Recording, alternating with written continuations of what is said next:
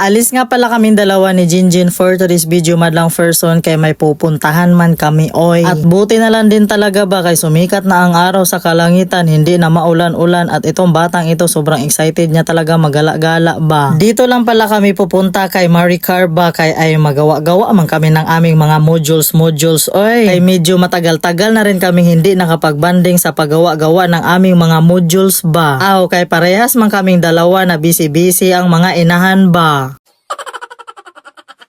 Lalo na ngayon at nag-aral-aral kaming dalawa ni Maricar ba, lalo mabibisi. Oy, ano naman kung nag-aral ulit ang mga inahan, may masama bang mag-ano? Walang masama. Oy, hindi pa huli ang lahat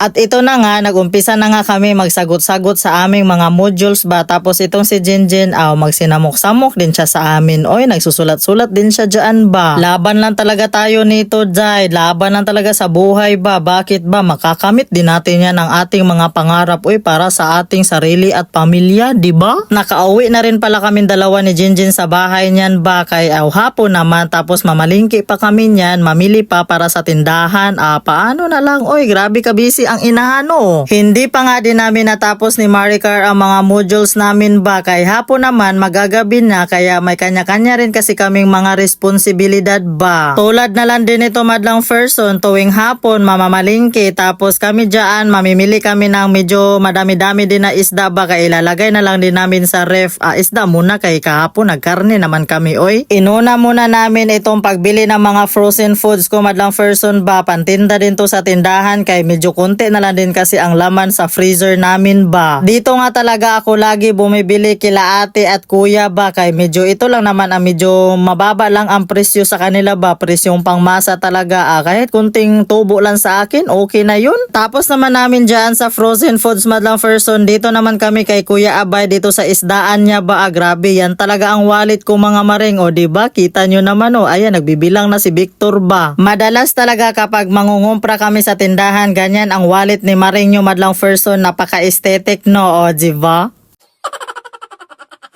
Ewan ko ba, bihira lang talaga ako magwalit-walit madlang person ba. Meron naman akong wallet pero ay naiiwan lang sa bahay, lagayan lang ng mga IDs ba. Dito naman kami sa grocery madlang person mamili kay para sa tindahan namin ba, pero wag ka, wala akong dalang listahan dyan pero kabisado ko ba, ewan ko kung relate ka ba nito. Relate siguro ang may mga tindahan nito oy.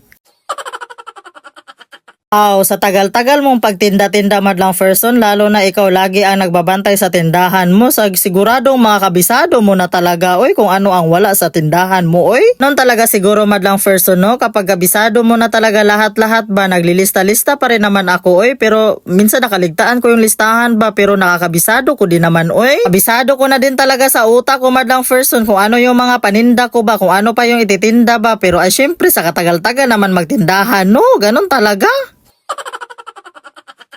Pagdating sa bahay madlang person no, ito agad ang kinuha ni Jinjin oy. Nabudol na naman ako nitong batang ito pa. O diba, ganyan din talaga ang mga bata oy. Inasikaso ko kaagad yung mga frozen foods madlang person, baka syempre kanina pa kaya tuno at ilagay ko agad sa freezer oy, kasi baka masira na, unsaon na lang ba, lugi talaga ang negosyo nito day ba. At nag-arrange na rin pala ako dyan ng mga paninda madlang person ba. Syempre dapat talaga no, i-arrange ng maayos kay para presentable talaga tignan sa mga customer ba. Tapos si Victor naman madlang person, nagluto siya ng ulam ba.